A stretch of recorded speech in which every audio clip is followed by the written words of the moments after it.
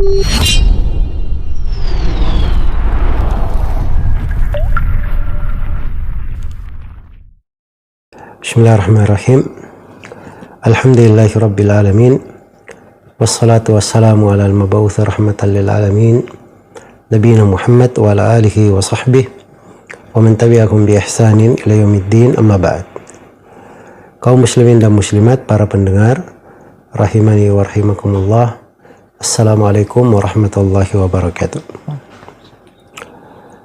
Kisah tentang orang yang paling terakhir masuk ke dalam surga patut untuk kita renungi. Di dalamnya terdapat berbagai hikmah dan pelajaran. Kisahnya di dalam sejumlah hadits riwayat Bukhari dan Muslim. Hanya saja riwayat yang saya akan bacakan ini dari Sahih Muslim, dari Ibnu Mas'ud radhiyallahu ta'ala anhu. Beliau berkata, anna Rasulullah sallallahu alaihi wasallam qala, sungguhnya Rasulullah sallallahu alaihi wasallam bersabda, akhiru may yadkhulul jannata rajulun, orang yang paling terakhir masuk surga adalah seorang lelaki.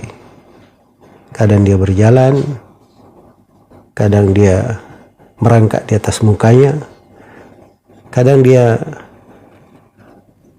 disentuh oleh bakaran neraka membuatnya menghantam wajahnya, menghitamkannya, sampai akhirnya dia berhasil melewati neraka. Kemudian dia menoleh ke neraka tersebut, lalu dia berkata, tabarakalladzi najjani minka, maha berkah Allah yang telah menyelamatkan saya dari engkau. Laqad a'tani Allahu syai'an ma atahu ahadan minal awwalin wal akhirin. Sungguh Allah telah memberi kepadaku sebuah nikmat yang tidak diberikan kepada siapapun dari manusia terdahulu maupun manusia belakangan. Dan ini subhanallah menjelaskan kepada kita dahsyatnya neraka itu. Ini orang yang paling terakhir keluar dari neraka, paling terakhir masuk ke dalam surga. Artinya dia sebenarnya dari sudut nikmat itu yang paling belakang di antara seluruh penduduk surga. Tapi bersamaan dengan itu, selamatnya dia dari neraka, dia anggap bahwa itu adalah pemberian yang tidak diberi kepada siapapun dari seluruh makhluk, dari awalnya hingga akhirnya. Nah, ini patut untuk kita renungi, karena neraka itu, naudzubillah, kengeriannya, dahsyatnya, berbagai siksaan di dalamnya, dari makanan, minuman, belenggunya, rantai-rantainya, malaikat-malaikat yang menyiksa di dalamnya, dan beraneka ragam kengerian. Satu dari penduduk neraka yang paling ringan siksaannya, dipanaskan trompa untuknya. Belum lagi kakinya masuk ke trompa itu, kepalanya sudah mendidih. Itu orang yang berada di lapisan neraka paling atas, paling ringan siksaannya. Nasallallahu alaihi. Karena itu ketika orang ini diselamatkan dari neraka, dia wajar berucap bahwa dia diberi nikmat tidak diberi kepada siapapun dari makhluk yang terdahulu maupun yang datang belakang. Kemudian setelah itu dikatakan faturfa'u lahu syajarah, maka ditampakkan kepadanya sebuah pohon. Begitu kelihatan dari pohon indah ini, maka dia nggak sabar, langsung dia berkata, ay Rabb, adinini min hadhihi syajarah, wahai Rabbku, dekatkanlah saya dari pohon ini, liastadilla bidhilliha wa ashraba bima'iha, supaya saya bisa berteduh di bawah teduhannya dan minum dari air yang berada di pohon itu. Maka Allah Subhanahu wa taala berfirman kepadanya, "Ya ibn Adam, lalli in a'taitukaha saltani ghairaha."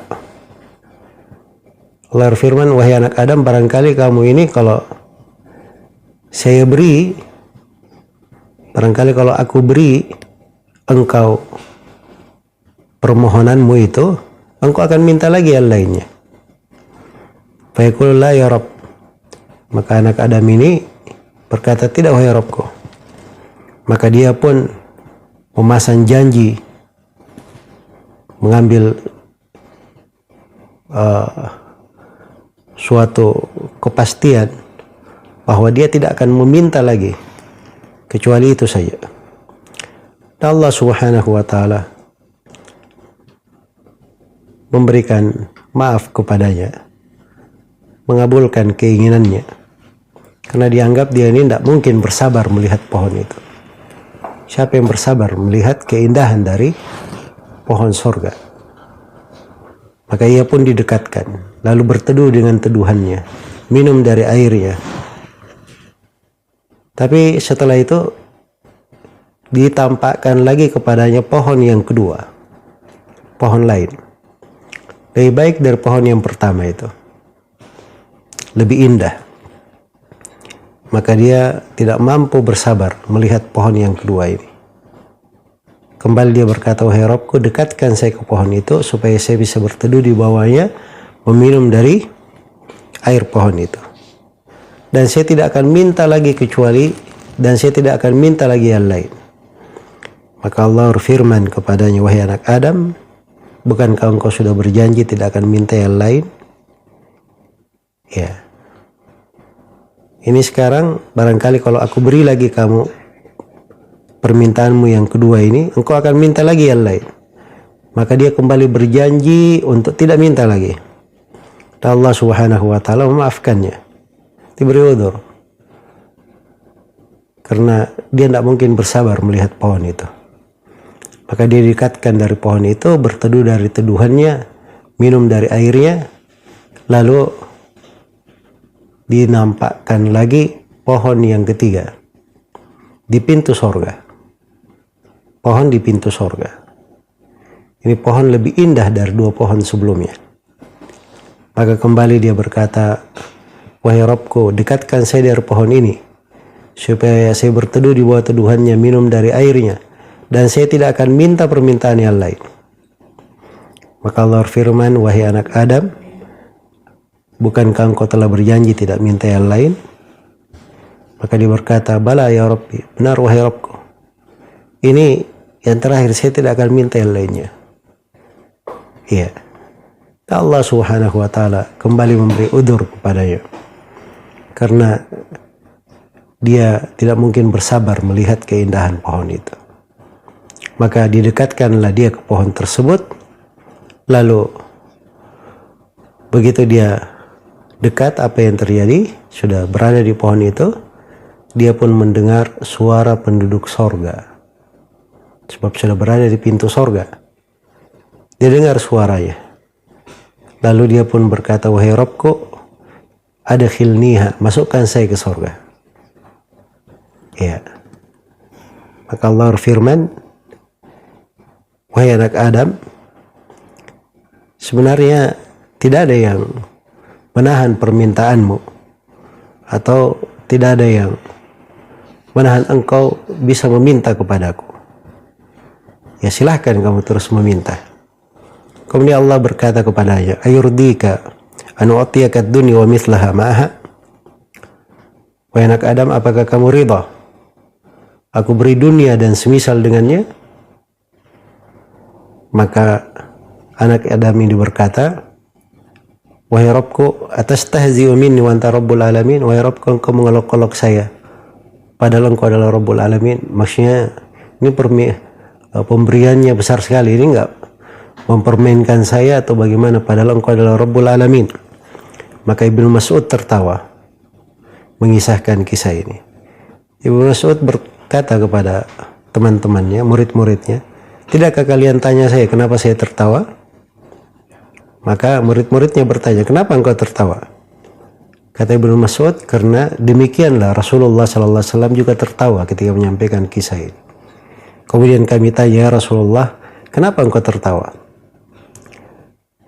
Kemudian Rasulullah berkata, min dhahki rabbil alamin.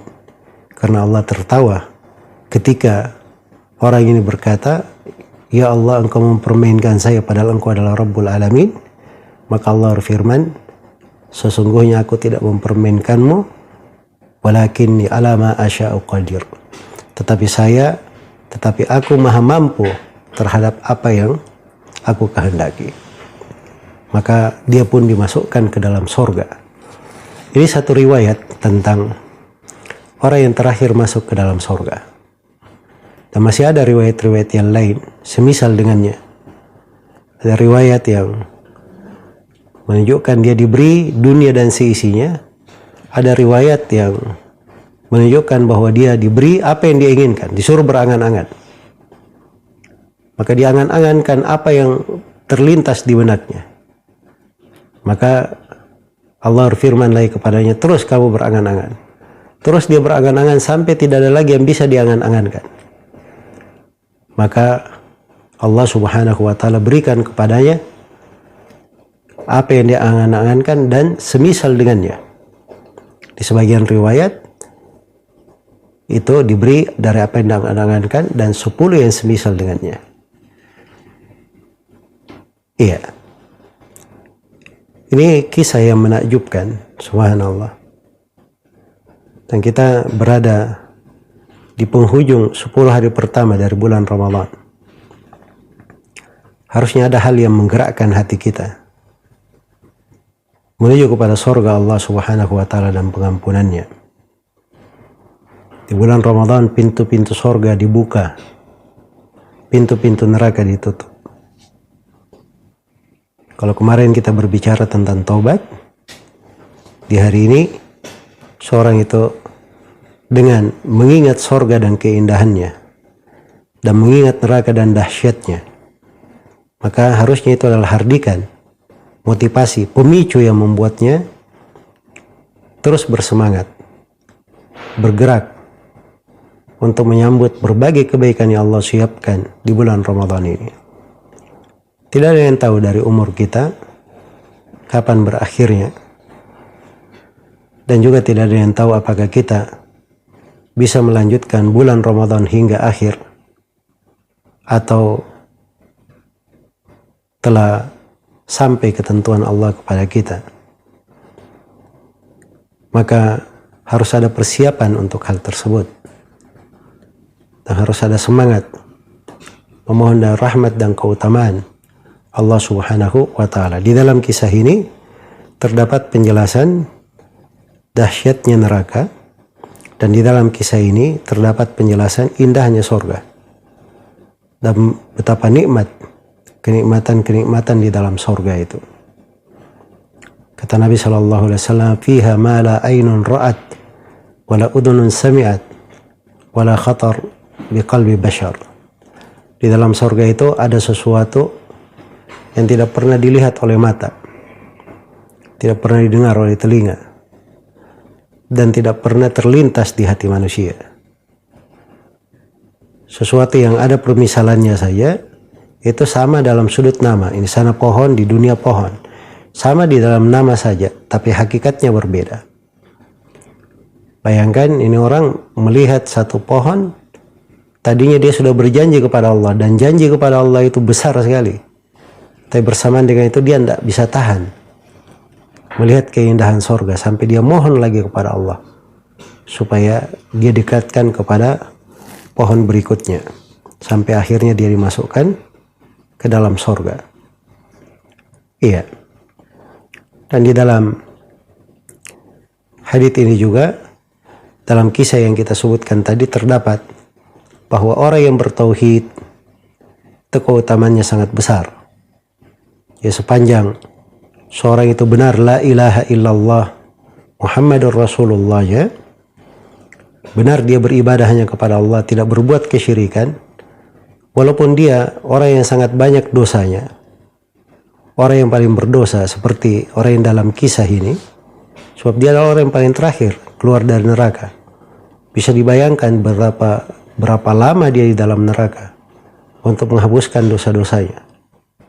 Tetapi karena ada keimanan, syah keislamannya, maka itu mengharuskan dia untuk masuk ke dalam sorga. Walaupun masuknya ke dalam sorga di akhir, karena harus melewati dari pembersihan dosa-dosa dia yang dia lakukan di dunia. Itu dari keutamaan tauhid. Karena itu tidak ada gunanya amalan. Seorang melakukan sholat, puasa, zakat, haji, tapi dia berbuat kesyirikan kepada Allah, beribadah kepada selain Allah, bernadar kepada selain Allah, berdoa kepada selain Allah, berharap dan bertawakal kepada selain Allah Subhanahu wa Ta'ala. Maka harus diluruskan ibadah-ibadah itu hanya untuk Allah Subhanahu wa Ta'ala semata. Dan itulah harta kita yang termahal. Itu pokok kebahagiaan kita. Harus kita jaga. Semoga Allah Subhanahu wa Ta'ala selalu mencatat untuk kita semua kebaikan di dunia dan di akhirat, menggolongkan kita semua dari penduduk surganya. Dan ini kita menjelang buka puasa, kita berharap termasuk orang-orang yang dibebaskan leher-lehernya dari api neraka di waktu berbuka. Dan semoga Allah Subhanahu wa Ta'ala memanjangkan umur kita dalam ketaatan dan selalu memberikan kepada kita semangat di atas kebaikan. Innahu waliyudzalika wal qadiru alaih, wallahu ta'ala alam.